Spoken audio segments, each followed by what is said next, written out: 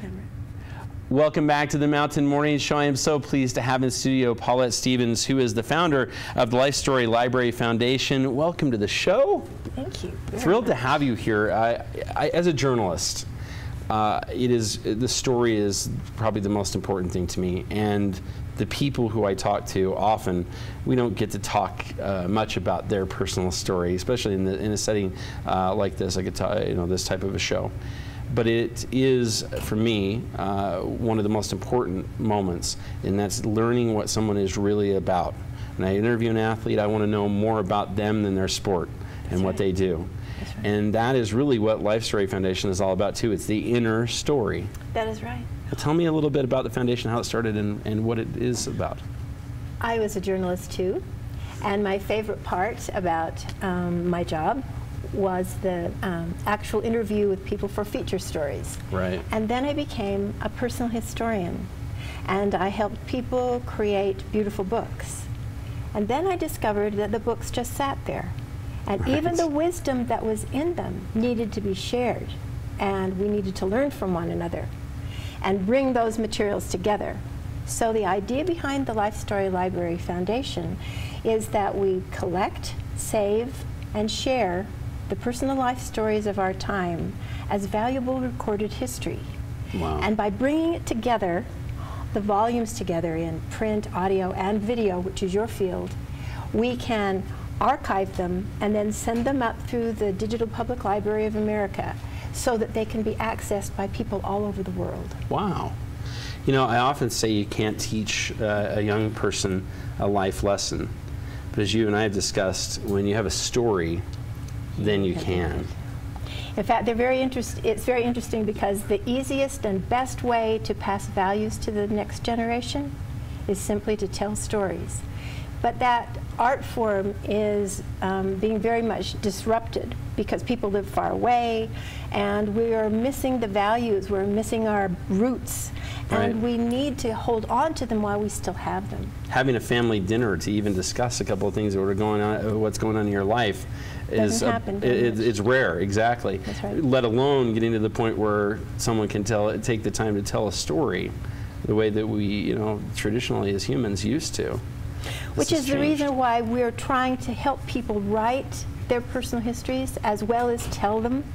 And we have a seminar coming up in Park City on October 10th and 11th, where we're going to have Nan Pfeiffer, who is a wonderful story guide. Indeed. Come and help us discover where the story is in our lives and then how to find words to express it.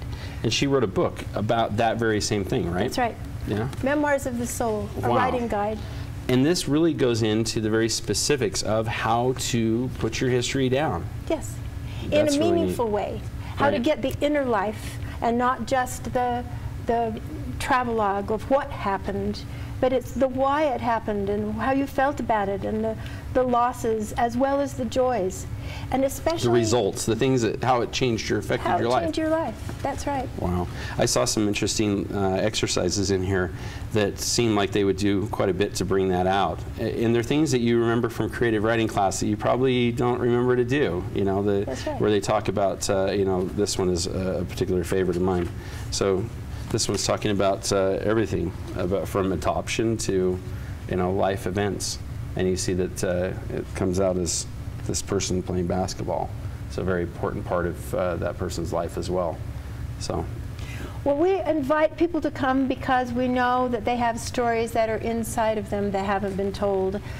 People need to learn from one another. We appreciate stories. People are natural storytellers. And we want to help people to feel that they can do this. And it will be precious to their families, it will be precious to their communities, and perhaps even broader. They have people stories that they will never know, but will know them. Because of the stories we tell. I like that because, as you say with the company, your little motto is leave your mark.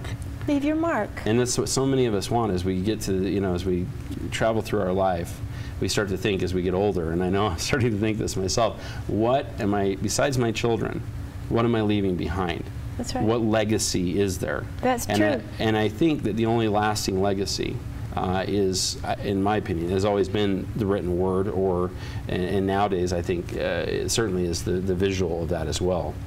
But it is that is what you get to leave behind, what you learned. What we learned, what it meant to us, and we remember that even on the walls of those ancient caves, people were telling us about themselves and their stories.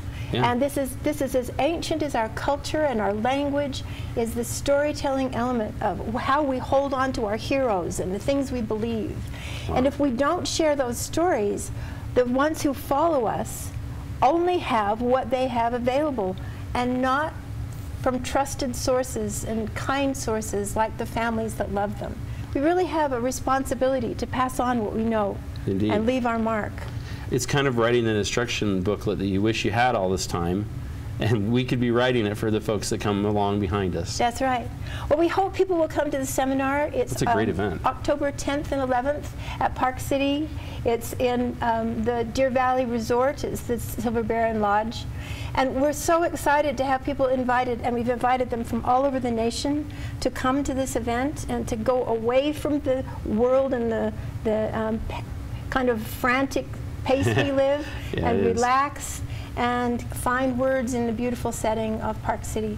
And learn how to get that story down and share it, which is the most important thing that you've shared with me, is that there's an opportunity with Lifestory Library to put that out there in a place where people can go and find it and learn from it. Exactly. So it sort of becomes the go-to place for life stories, so that people can find and learn from them and research from them as much as they want for years to come. What a tremendous idea. Really neat that you brought this to us. I'm thrilled with the with this book and the event, and you can meet the author, Nan Pfeiffer, at this event, as well as meeting Paulette Stevens right here. Right. Thank you so very much for being here on the show. Again, the Lifestory Library, and the event again is on this... it's October 10th and 11th. And you can find our all the information on our website, which is lifestorylibrary.org. And we're putting that up on the screen right now for you as well. Thank you very much. So an opportunity to come and enjoy that event. I enjoyed this. Thank you. It's great having you here. All right, we'll be back with more on the Mountain Morning Show. As Chelsea said, there were other things that happened in Park City this weekend that we want to share with you. We will do that right after this quick break.